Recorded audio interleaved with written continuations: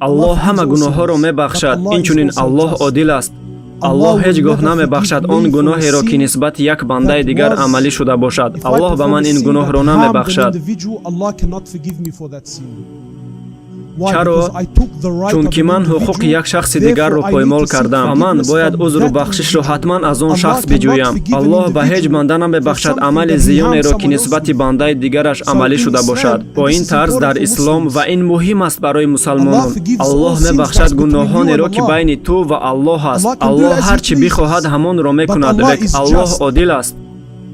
фикр накунед ки ман метавонам пули кадом бародареро бидуздам ва хапудам бо шумораи зиёди дуову бо намозу бо чизи дигаре аз аллоҳ омӯзиш биталабам ва аз аллоҳ мағфиратро интизор шавам.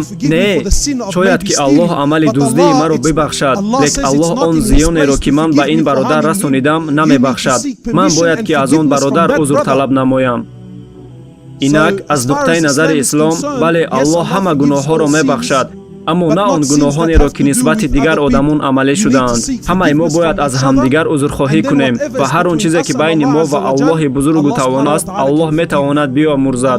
аллоҳ мегӯяд ки раҳмату мағфирати ман аз ғазаби ман дида зиёдтар аст ва ҳар он чизе ки байни ту ва аллоҳи бузургу тавоно аст, аллоҳ туро метавонад бибахшад. ҳар касе ки аз аллоҳ омӯзиш металабад то он даме ки гуноҳонаш байни ӯ ва аллоҳ аст, аллоҳ ӯро меомӯрзад. аз нуқтаи назари ислом, моро аз дигарон он фарқ мекунонад ки ба мо чун ба мусалмонон аз касе иҷозат лозим нест. шарт нест ки ман ба назди касе биравам ё муроҷиат намоям ба кадом як нуқтаи назаре ё буте ё ҳар чизе ки набошад. агар ман гуноҳ кардам ё амали хатое кардам дар ҳаётам, байни ман ва аллоҳ аст.